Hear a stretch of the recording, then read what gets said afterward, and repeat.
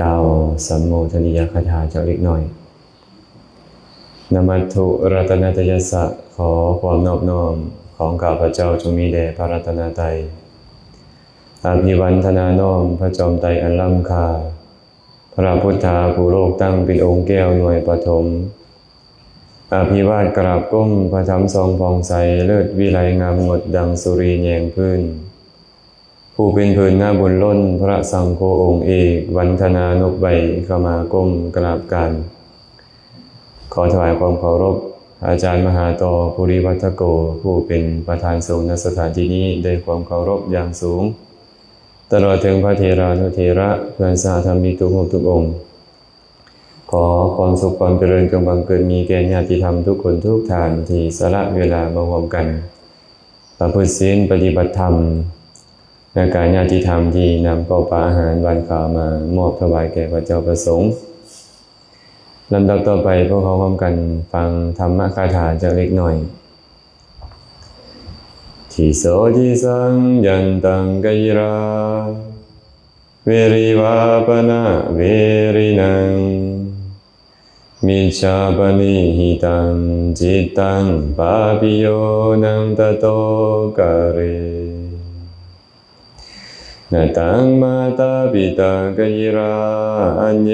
วาปิจยาตกาสัมมาปณิหิตังจิตตังเสยโสนังตโตกะเร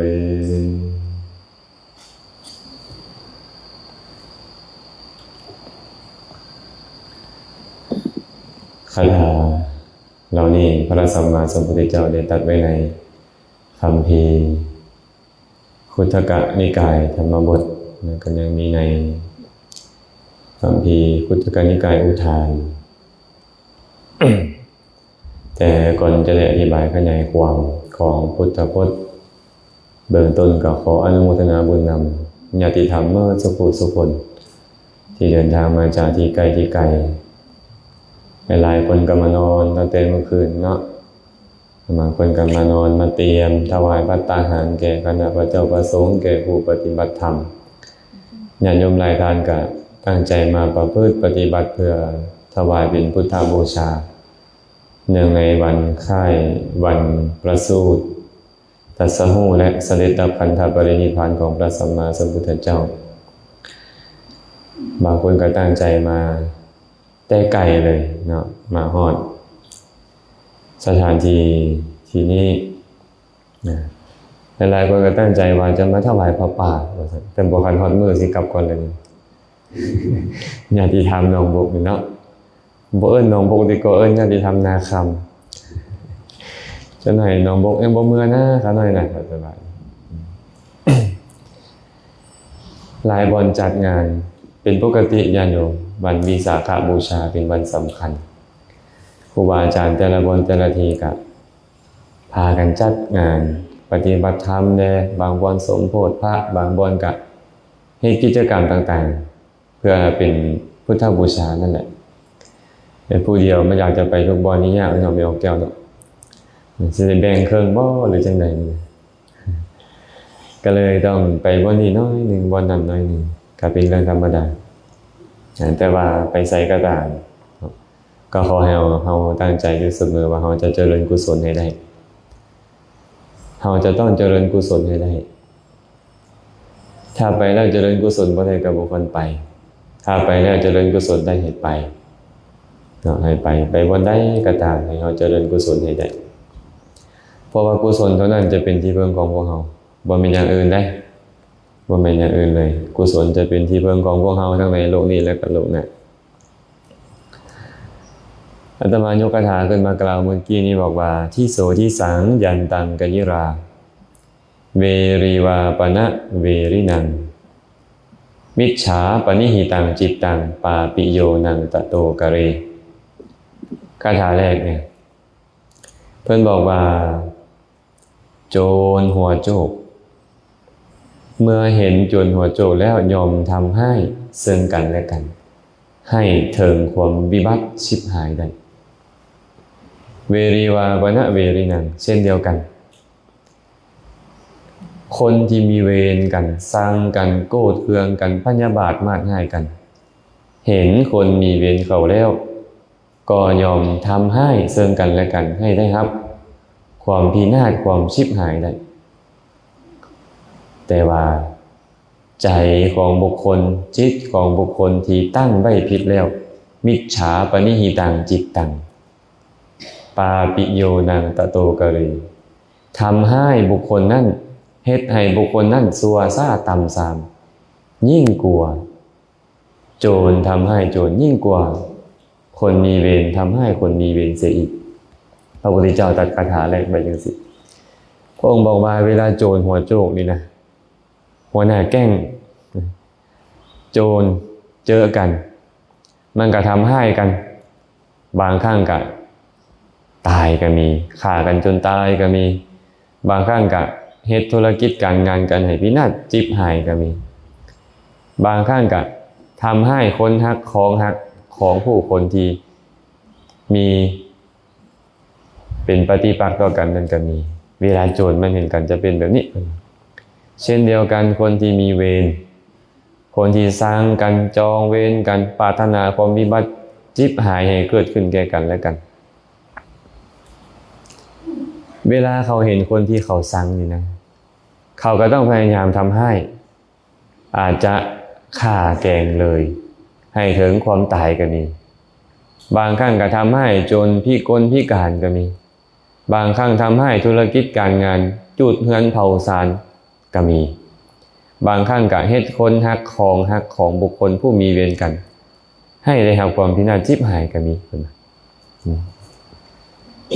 แม่นความจริงแบบนี้บ่ญาติโยมบ่แม่นความจริงเนาะ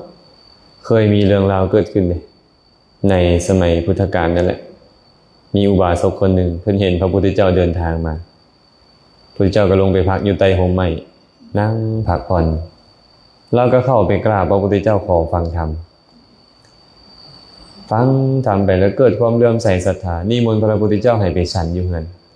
ขอนิมนต์พระผู้มีพระภาคเจ้าจงรับภัตตาหารของข้าน้อยได้ทอนว่าซั่นพระพุทธเจ้าก็รับองค์นี้เป็นคนรวยแต่ว่าคนรวยเฮ็ดให้เหมือนทุกข์เป็นจังได๋คนรวยเฮ็ดให้เหมือนทุกข์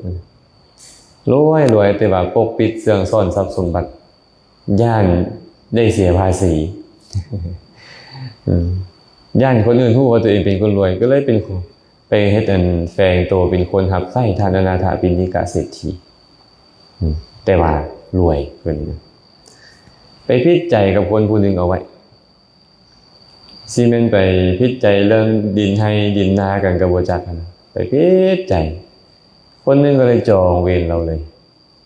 จองเวรเราคันได้โอกาสจะฆ่าเราทิ่ม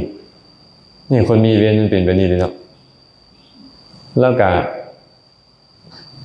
นิมนต์พระพุทธเจ้าไปเฮือนพระพุทธเจ้าบิณฑบาตขออภัยพระพุทธเจ้าสันภัตตาหารเรียบร้อยแล้วก็กล่าวสัมโมทนิยคาถาให้เราฟังทำเรียบร้อยก็ทรงพระพุทธเจ้าแล้วก็อุ้มบาตรไปทรงพระพุทธเจ้าอุ้มบาตรไปทรงพระพุทธเจ้าแล้วกลับมาในระหว่างทางทื่อคนมีเวรนั้นฆ่าทิ่มเอาธนูไปยิงฆ่าทิ่มภิกขุทั้งหลายไม่เห็นก็ย้อนเรามาทรงพระพุทธเจ้านี่แหละคันเราบ่มาทรงพระพุทธเจ้าเนี่ยเราบ่ตายดอกนี่นะเป็นความจริงเนาะแม่นบ่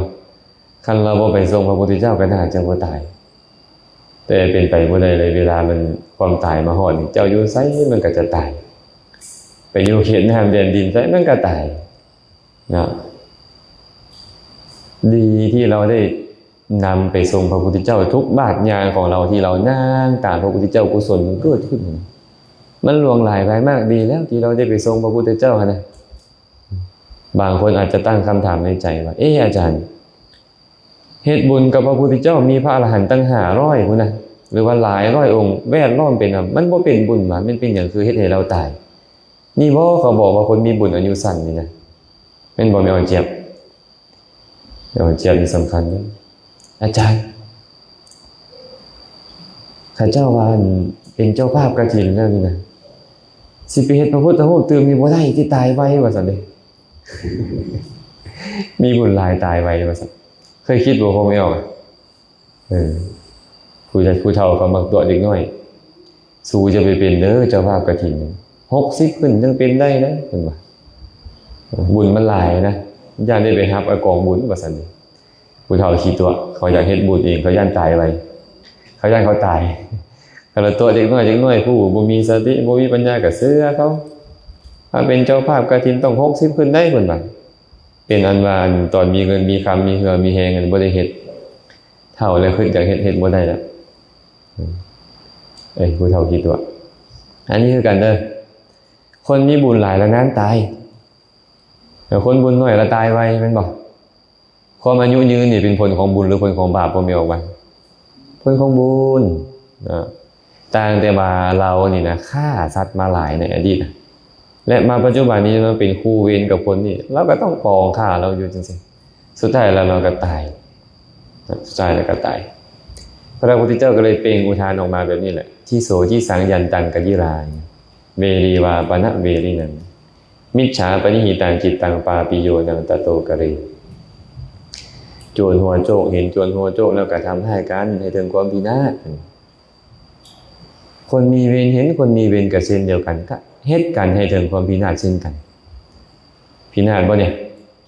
ตายบ่พินาศธรรมดาบ่ทรัพย์สมบัติหลวงหลายบ่ได้ใช้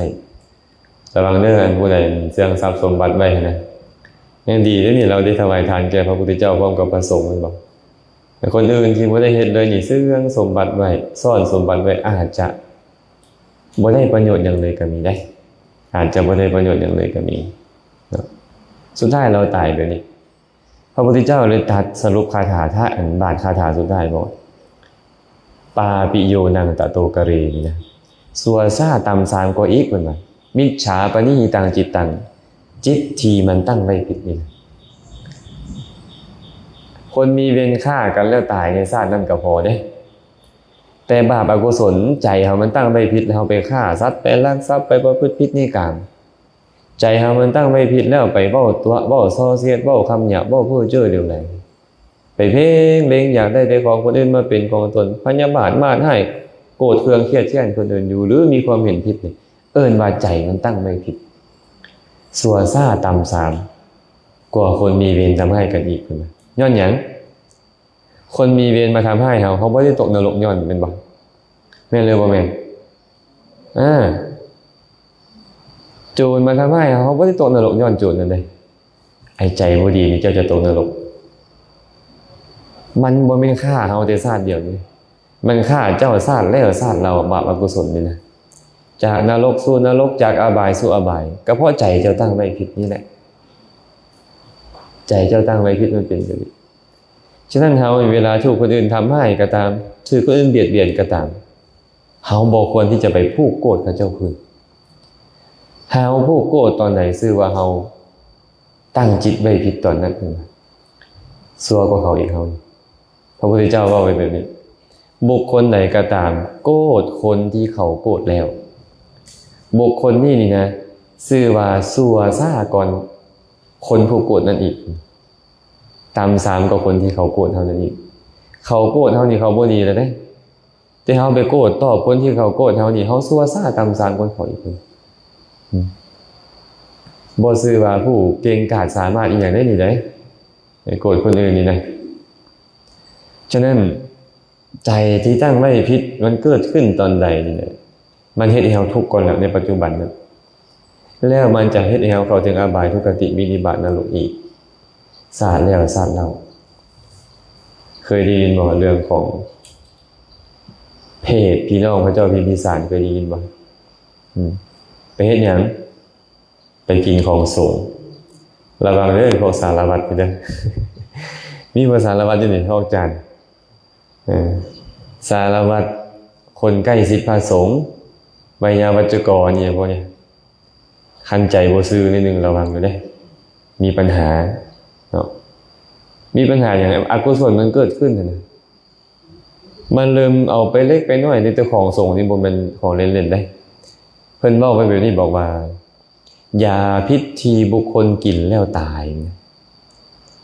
ยังบ่ซื่อว่ายาพิษแต่ของสงฆ์ที่บุคคลผ ผู้โง่เขาบริโภคเอาไปบริโภคนี่ยักยอกไปสัวซ่าตามสามเป็นยาพิษยิ่งกว่ายาพิษอีกคนพอเฮ็ดให้บุคคลตกนรกแล้วตกนรกเหล่าจากอาบายสู่อบายจากอาบายสู่อบายอยู่หลายร้อยหลายพันอัตภาพระวังเด้อเกี่ยวกับของส่งไอ้ยาคูกับยาคูบ่ฮู้น้ำตื้มนี่ยุ่งอีกเด้เนี่ยรวมหัวกันขายของส่งนี่อันนี้ยาคูกับญาติโยมต้องระวังไอ้น่าคิดเลยพวกนี้เนาะเพศพี่น้องพระเจ้าพิมพิสารเนี่ย91กับอะครับ91กับ92กับจากอาบายสู่อบายอยู่กันนะย้อนไปกินของทรงบางพองทำให้เลยทำให้ของทรงพร้อมบ่กินบ่รักเอาแต่ทำให้เลยระวังได้อันมาแต่งอาหารให้ครูบาอาจารย์เนาะอันนี้ก็แซ่บจงให้ลูกชายก่อนอันนี้ก็แซ่บจงให้ลูกสาวก่อนตอนนี้ก็แซ่บเอาไปให้ในตู้อยู่เฮือนก่อนตอนนี้ก็แซ่บอยู่ดอกตอนนี้ตอนกินก้อนเล็กแดงอยู่นรกท่านมันบ่แซ่บเนาะนั่นบ่แม่ส่วนตอนเขาขี้เป็นเล็กไฟก้อนแดงๆยัดเข้าปากอยู่นรกหั่นน่ะมันบ่แซ่บตอนนั้นเนาะเป็นหยังจึงเป็นแบบเนี้ยจากอาบายสู่อบายนี่เขาตั้งใจไว้ผิดจิตมันตั้งไว้ผิดมันตั้งจิตไว้บ่ดีนั้นทางที่มันสิเฮ็ดให้ความสุขเกิดขึ้นเท่าใดอันเขาเอาของวัดของวาของสงฆ์ไปดำเด็กดำหน่อยนี่เป็นบ่แต่ก็ให้ได้บางคนนี่ยับเอาดินวัดได้อาตมาได้ยินข่าวมาไปรวมกันยาพอคนหนึ่งเพิ่นเว้ายับเข้าว่าซั่นเฮ็ดทั่วไว้นำกับบ่ทันอันพระเนี่ยบางเทื่อยับเอาเป็นไร่2ไร่เป็นบางเทื่อว่าโอ้บ่โดนกระต่ายว่าซั่นเป็นในบ้านซะว่าซั่นนี่บ่มีที่ในบ้านบ้านเฮานี่ อันนั้นเป็นในบ้านนั่นน่ะเอาไปบ่โดนถึงตายแสดงว่าเทวดาบ่มักเนาะอันเทวดาไปทำให้เขาก็ตั้งจิตไว้ผิดอีกได้นี่ก็ได้เทวดาก็สิพินาศอยู่ได้นะ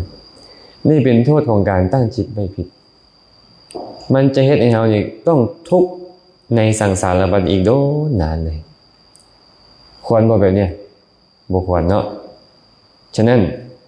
พระองค์เลยเตือนไปแบบนี้ถึงโจรถึงคนมีเวรนี่นะที่เขาสั่งกันปานใดก็ตามเขาทำให้กันให้ถึงความพินาศหลายปานใดก็ตามยังบ่ทอตัวเองทำให้ตัวเองเลยไอ้ตัวเองทำให้ตัวเองก็คือตั้งจิตไว้ผิดนี่แหละพยายามฆ่าคนอื่นลักขโมยฉ้อโกงคนอื่นประพฤติผิดในบุตรภรรยาคนอื่นเบ้าตัวต้มเขาเบ้าส่อเสียดยุยงให้เขาแตกกันเบ้าคำหยาบคำขายเบ้าเรื่องราวเพ้อเจ้อเรื่อไหลต่อคนอื่นใจนี่เพ่งเล็งอยากได้แต่ของคนอื่นมาเป็นของตนบ่อยู่บ่เศร้า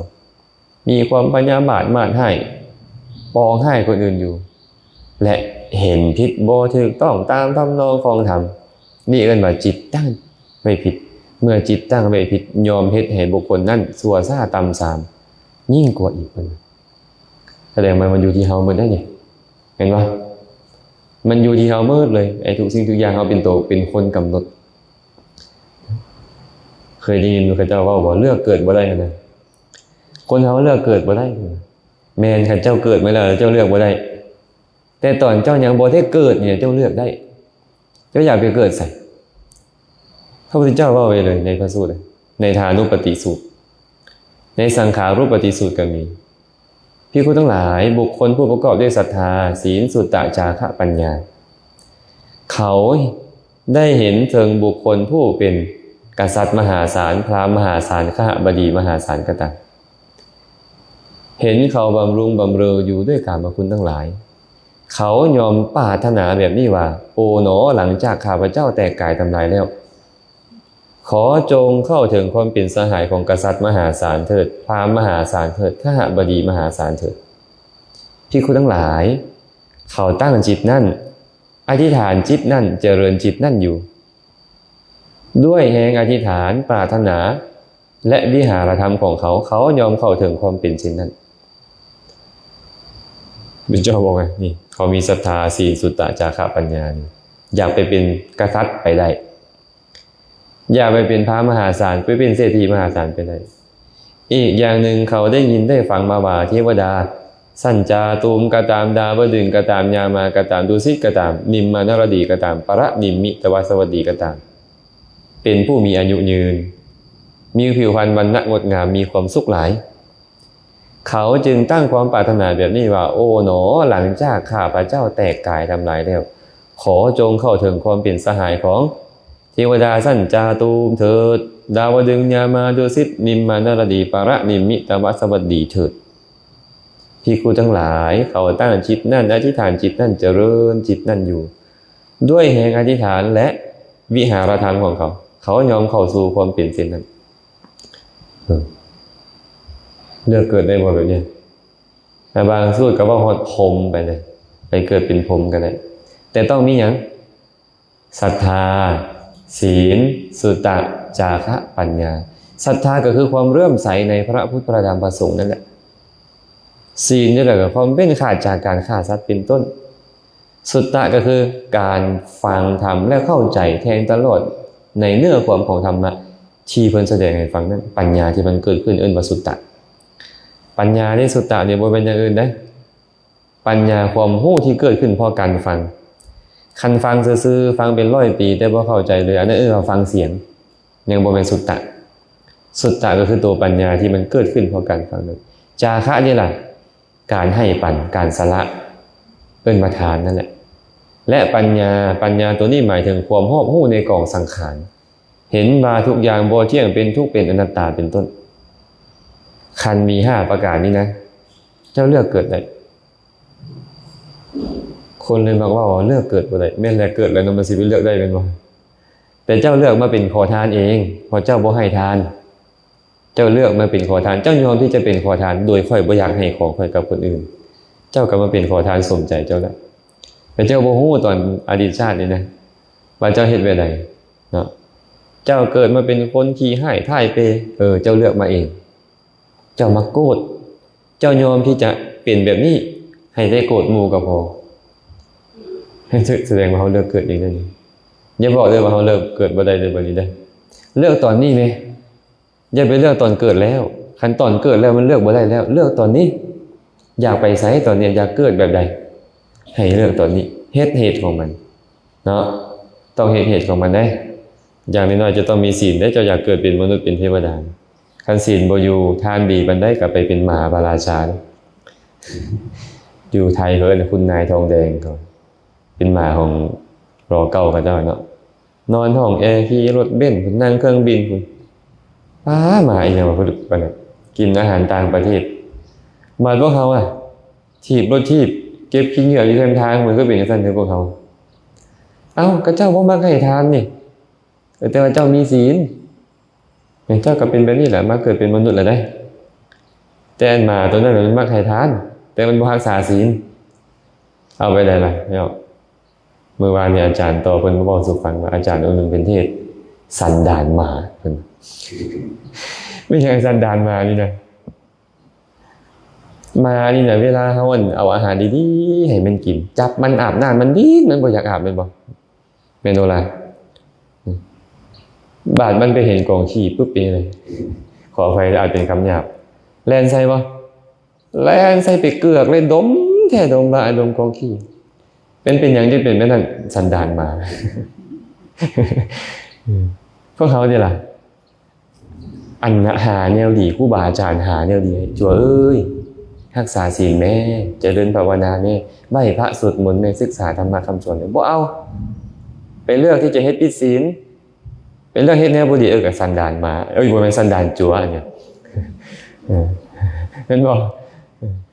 ไม่รู้แม่นเอาไม่ออกคือกันไม่ออกไปไหว้พระไปฟังธรรมไปรักษาศีลเด้อบ่ไปงานดองไปเต้นระวงไปบุญบั้งไฟไปอันนี้ก็สันดานเนี่ยสันดานไม่ออกเนาะบ่ได้ให้บ่ได้ด่าสันดานเป็นว่าสิ่งที่เนืองอยู่ในใจคนลาวเขาเข้าใจว่าคำว่าสันดานเป็นสิ่งที่บ่ดีบ่แม่นเด้สันดานก็คือเฮ็ดอีหยังดุๆเฮาเอิ้นว่านิสัยลึงเคยเลยว่านิสัยยิ่งกว่านิสัยแล้วเอิ้นว่าสันดานยิ่งกว่าสันดานเอิ้นว่าวาสนานิสัยสันดานยังแก้ไขได้คันวาสนาแล้วแก้ไขบ่ได้เฮาจะไปเข้าใจคำว่าสันดานนี่มันเป็นสิ่งที่บ่ดีบ่แม่นเด้อ สันดานให้สันดานเราสันดานคนนั่นมักให้ทานสันดานเราเนาะเอาเรื่องราวสันดานมานี่ไปเว้าให้หมู่ฟังในเมนูลาเด้อ พวกเขาจะน้อมใจไปแนวที่บ่ดีอ่ะนะอันทั้งที่เขาก็อยากได้ดีอยู่แต่เขาบ่อยากเฮ็ดดีเดี๋ยวนี้แม่นบ่ไปอ้อนวอนเอาแต่ผลมันหลายๆคนเป็นแบบนี้ไปอ้อนวอนขอห้องจุดธูปจุดเทียนไปเฮ็ดหมักเบงอย่างต่างๆนั่นแหละไปบูชาบวงสรวงอ้อนวอนเอาผลดีแต่บ่อยากเฮ็ดที่ดีสมเหตุสมผลบ่สมเหตุสมผลอีหยังเลยพระพุทธเจ้าตรัสไว้อ่ะยาที่สังวปเตพีชังตาที่สังรัพเตพลังกัลยาณการีกัลยาณังปาปการีจะปาปกังบุคคลหว่านพืชเช่นใดมันยอมได้ผลเช่นนั้นกัลยาณการีกัลยาณังเฮ็ดดีได้ผลดีปาปการีจะปาปกังเฮ็ดชั่วยอมได้ผลชั่วยอมได้ผลอันลามกเฮาเราอยากไปอ้อนวอนเอาแต่ผลแต่เฮาบ่อยากเฮ็ดเหตุของมันเลยนี่นะนี่นะเหตุของมันน่ะเนี่ยให้ทานรักษาศีลฟังธรรมปฏิบัติธรรมนี่นะคิดดีๆเว้าดีๆเฮ็ดดีๆอันนี้เหตุของการที่จะได้รับความสุขความเจริญอันนี้ว่าแต่เนี่ยครูใดดังๆไปพวกเฮาบางคนจ้างโยนมาจากต่างประเทศมันไปหาเนี่ยครูอันให้เหยียบมันใบตาดินจักบาทนึงโอ้ยกันป่านนั่นน่ะก็บ่มีแหละอันเจ้าของดินเขาก็ขายกันได้หมดนั่นแหละเนาะแม่นบ่แม่ตุ้ยเองเปล่าขายจักปีแล้วนั่นแหละบ่เอามาให้อาจารย์โนเหยียบไปจักบาทนึงถ้าอาจารย์โนเหยียบอาจจะเสียหายเลยก็ได้อันนี้บ่แม่นสิเจริญเนาะมันเปื้อนหั่นนะอันซั่นเด้อพวกเฮาก็จะไปเชื่อถืออันมงคลตื่นข่าวงมงายหลายคนว่าคนพุทธก็เป็นผู้ตื่นหู้เบิกบานแต่พวกเขาบ่ยอมตื่นกันเดี๋ยวนี้งมงายในเรื่องบ่เป็นเรื่องบางคนดันไปหาอาจารย์ตอนที่เขาเจ้าบุญกำลังได้โอกาสส่งผลซะนี่เห็นบ่มาได้3มื้อได้ขายเลยเพิ่นว่าดินก็ได้ต้องสวดมนต์บทนี้เด้อเห็นบ่แม่ตุ้ยเขาจะมาติดต่อมาหาอาจารย์สวดมนต์บทใดจังรวยโอ้บ่ฮู้อันนี้นะสวดบทใดก็คือสิบ่รวยกันบ่ทำมาค้าขายอีหยังนะก็ตอบตามตรงพระพุทธเจ้าก็บ่ได้บอกไว้ดอกว่าสวดมนต์บทนี้ละรวยบ่มีแต่ว่าสาธยายธรรมเนี่ยเป็นกุศลเป็นเหตุแห่งกุศลเจริญเมื่อกุศลเจริญเลยเป็นเหตุแห่งความสุขพระพุทธเจ้าว่าแนวนั้นในซุมื้อนี้ครูบาอาจารย์เฮาเก่งกว่าพระพุทธเจ้าอีกคาถาเงินล้านเพิ่นว่าสวดแล้วจะได้เงินล้านแม่เพชรอยากได้เงินล้านหรืออยากได้เงินตื้อสิเอาแต่ล้านน่ะบ่อยากได้บ่เงินตื้อฮะส่วนหลายแล้วพวกเฮาก็แบบนี้แหละพวกเฮายอมเป็นพุทธที่บ่ฮู้พุทธเห็นมั้ยบ่สนใจในการศึกษาในการฟังธรรมมันก็เลยบ่เข้าใจว่าพระพุทธเจ้าสอนหยังคำสอนพุทธเป็นแนวใดมันก็เลยบ่ฮู้อีเรื่องอีหยังเลยใจมันก็เลยไปตั้งไว้ผิดเลยเมื่อบ่ฮู้เรื่องงมงายอยู่บ่เชื่อถือแต่มงคลตื่นข่าวต่างๆมันก็เลยบ่เข้าใจอุบายในการเจริญกุศลเนาะฉะนั้นเด้อเฮาเลือกเกิดได้แต่ต้องเลือกแต่ตอนนี้เร่งสร้างกุศลคุณงามความดีคนอื่นเฮ็ดให้เฮาบ่ได้เด้อตัวนี้บ่มีผู้ใดเฮ็ดแทนกันได้พ่อแม่เฮ็ดแทนลูกก็บ่ได้ลูกไปเฮ็ดแทนพ่อแม่ก็บ่ได้บ่แม่นว่าผัวไปวัดเมียได้บุญเมียไปวัดผัวได้บุญบ่แม่นเด้ออาตมาเลยยกคาถาที่2ขึ้นมากล่าวเมื่อกี้นี้ว่านาตังมาตาปิตากยิราอัญเยวาปิจยาตกาสัมมาปณิหิตังจิตตังเสยโสนังตะโตกะเรพ่อแม่ให้เฮาบ่ได้ญาติกาวงศาเผ่าพันธุ์ก่อเฮ็ดให้เฮาบ่ได้ใจที่บุคคลตั้งไว้ชอบแล้วตอนนั้นยอมเฮ็ดบุคคลให้กลายเป็นผู้ประเสริฐยิ่งกว่าพ่อแม่เฮ็ดบุญให้เฮาบ่ได้ดอกให้เฮาไปสวรรค์บ่ได้ให้เฮาบรรลุนิพพานบ่ได้ให้เฮาเจริญฌานอภิญญาได้บ่ได้พ่อแม่ให้บ่ได้พวกพ้องพี่น้องหลายปานใดก็ตามญาติกาวงศาสายโลหิตหลายปานใดก็ตามบ่สามารถเอากุศลมาประดับไว้ในใจเฮาได้บ่สามารถที่จะเฮ็ดให้เฮาเกิดในสวรรค์ได้เฮ็ดให้เฮาบรรลุมรรคผลนิพพานได้บ่มีทางคันเฮ็ดได้พระพุทธเจ้าบ่ปล่อยให้เฮามา นางตากแดดตากฝนร้อนอยู่บัดนี้บ่ปล่อยเฮามาทุกข์บัดนี้แม่นบ่บ่มีผู้ใดในโลกนี้จะสามารถให้กันได้แม้แต่พระพุทธเจ้าเองพระองค์ก็บอกแค่ว่าอัคขาตาโรตถาคตาตุมเหหิกิจจังอาตัปปังค่อยเป็นเพียงผู้บอกเด้อแต่ความเพียรในการจะเจริญอธิกุศลนี่นะเป็นเรื่องของพระเจ้าเองได้ค่อยบอกไว้แล้ว45ปีแล้วค่อยไปก่อนเลยเด้อตายไปแล้วพระพุทธเจ้าสร้างสมบารมีมา4อสงไขยยิ่งด้วยแสนกับกลัวจะได้บรรลุเป็นพระพุทธเจ้ามาบอกสอนคนอื่นสุดท้ายก็ตายไปต้องเสียสละชีวิตเลือดเนื้อทรัพย์สมบัติทุกสิ่งทุกอย่างเลยตกนรกกับบ่แม่นน้อยครั้งยอมเพื่อที่จะมาตัดสรู้เป็นพระพุทธเจ้าเป็นสัตว์เดรัจฉานบ่แม่นน้อยข่าวต้องถือคนฆ่าคนแกงคนซับเนื้อควบหัวใจเจาะเอาดวงตาดูหมิ่นดูแคลนทุกทรมานในสังสารวัฏนับบ่ถ้วนเพียงเพื่อที่จะมาตรัสรู้และสอนธรรมะให้ผู้อื่นฟังแต่ก็ยังบ่สามารถที่จะเฮ็ดบุคคลใดบุคคลหนึ่งให้เป็นดังที่พระองค์บังได้บ่มีก็เลยบอกแค่ว่าค่อยเป็นเพียงผู้บอกอัคขาตาโรตถาคตาพระตถาคตเป็นเพียงผู้บอกเด้อตุมเหหิกิจจังอาตัปปังส่วนความเพียรในการเผากิเลสในการเจริญอธิกุศลทั้งหลายเป็นเรื่องของพระเจ้าเฮ็ดเองได้สำนึกองคนอื่นจึงบ่สามารถเฮ็ดดีแทนเฮาได้บ่สามารถเฮ็ดให้เฮาเจริญขึ้นได้นอกจากตัวเฮาเองสัมมาปณิหิตังจิตตังใจที่เจ้าตั้งไว้ดีแล้วนี่นะเสยะโสนังตะโตกะเลยอมเฮ็ดเจ้าให้เป็นผู้ประเสริฐยิ่งกว่าคนอื่นเฮ็ดเจ้าให้เจ้าบางคนอาจจะคิดว่าคันพ่อคันแม่บ่ให้มันสิได้ซะบ่สิมีซะบ่หูตาดังลิ้นกายใจนี่นะกรรมเขาจัดสรรมาแต่เขาดันมาอาศัยอยู่ท้องแม่คันผู้ใดเคยศึกษาธรรมะจะรู้เลยสัตว์ทั้งหลายเกิดมานี่บ่ได้เกิดในท้องแม่ทั้งหมดเลยมี4กำเนิดแม่นบ่1อันดะชะเกิดในไข่2ชาราภูชะเกิดในครรภ์3สังเสทชะเกิดในที่ซึ่งแสะมักมงเกิดในดอกไม้ใบไม้เป็นต้น4โอปปาติกะเกิดได้ใหญ่เลย2พวกหลังนี่บ่ต้องอาศัยแม่ได้เป็นหยังคือยังเกิดกรรมบ่น่ะมันจัดสรรมาให้เจ้าต้องเกิดเป็นบ่กรรมจัดสรรให้เจ้าต้องเกิดฉะนั้น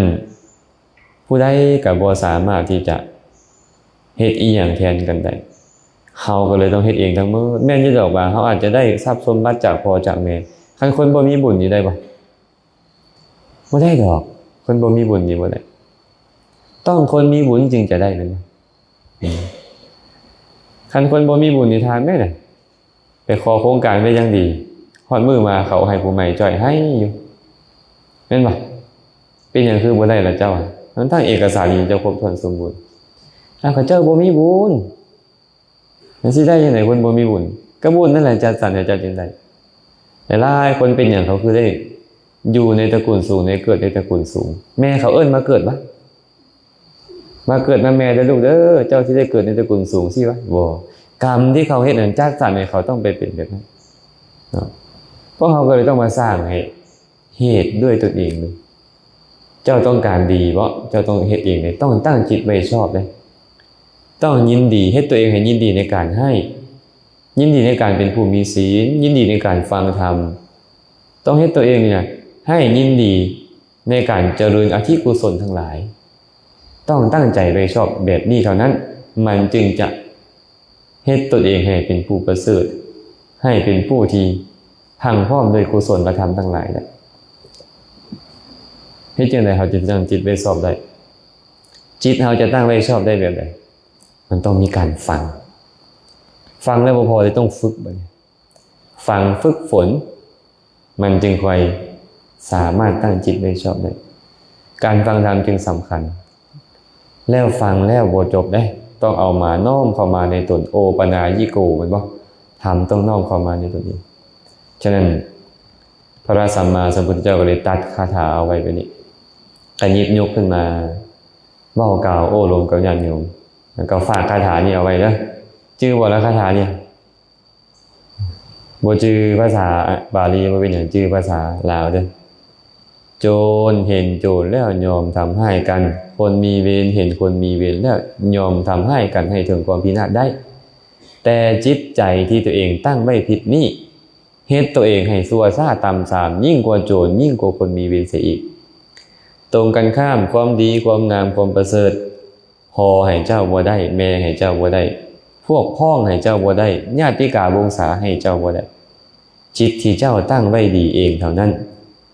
จึงเฮ็ดเจ้าให้พลังพร้อมด้วยกุศลเป็นผู้ประเสริฐได้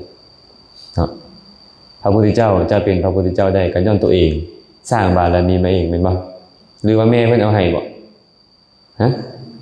มีศาสนาพุทธบางนิกายบอกว่าแม่องค์ธรรมส่งพระพุทธเจ้ามาเกิดมาพาสัตว์ไปสู่แดนนิพพานศาสนาพุทธนี่แหละเพิ่นเคยโทรมาหาอาตมาไปรับธรรมะนำกันเพิ่นรับได้ก็รับธรรมะหลวงพ่อให้ฟังมันดูเพิ่นก็ว่าแต่รับธรรมะแล้วจะเป็นแบบนี้เป็นนั่นโอ้ยพระพุทธเจ้าของไม่ออกกับพระพุทธเจ้าอาตมาคนละองค์เลยตินี่พระพุทธเจ้าของไม่ออกแล้วว่าแม่องค์ธรรมเพิ่นทรงมาเกิดมาตรัสรู้แล้วจะคนสัตว์ไปสู่แดนนิพพานแต่พระพุทธเจ้าอาตมานี่น่ะสัมมาสัมพุทโธตรัสรู้เองโดยชอบบ่มีผู้ใดทรงมาเกิดเด้อพระพุทธเจ้าอาตมานี่น่ะสร้างสมบารมีมาเองตรัสรู้เองและบ่มีการเกิดอยู่แดนนิพพานใดๆทั้งนั้นอันนี้พระพุทธเจ้าของอาตมาแสดงว่าเฮานี่พระพุทธเจ้าคนละองค์กันเลยเงียบกิ๊บเลยบ่ติดต่อมาเลย10 กว่าปีแล้วการสั้นบางทีนี่ก็พุทธอยู่ได้เนาะแต่พุทธแบบบ่เข้าใจพุทธก็มีหลายเฮาก็ต้องได้แสวงหาครูบาอาจารย์แสวงหากัลยาณมิตรเพื่อศึกษาคำสอนของพุทธให้ถูกต้องจังสิเป็นผู้ตื่นผู้รู้ผู้เบิกบานให้จังสิตั้งจิตไว้ชอบได้อะไรมื้อนี้ก็พอสมควรแล้วขออนุโมทนาบุญนำญาติโยมเมื่อสุขคนทั้งผู้ที่มาร่วมประพฤติปฏิบัติธรรมทั้งผู้ที่มาเป็นเจ้าภาพถวายข้าวอาหารหวานข้าวแก่พระเจ้าประสงค์แก่ผู้ปฏิบัติธรรมก็ขอให้กุศลนี้จงเป็นปัจจัยอำนวยอวยชัยให้ทุกคนทุกท่านจงได้ประสบพบเจอแต่ความสุขปราศจากทุกข์ทั้งปวงหากปรารถนาสิ่งหนึ่งประการใดอันเป็นไปในทางที่ชอบประกอบด้วยธรรมแล้วก็ขอให้ความปรารถนาของทุกคนทุกท่านจงสำเร็จโดยทั่วกันทุกท่านทุกคนเทอญสาธุสา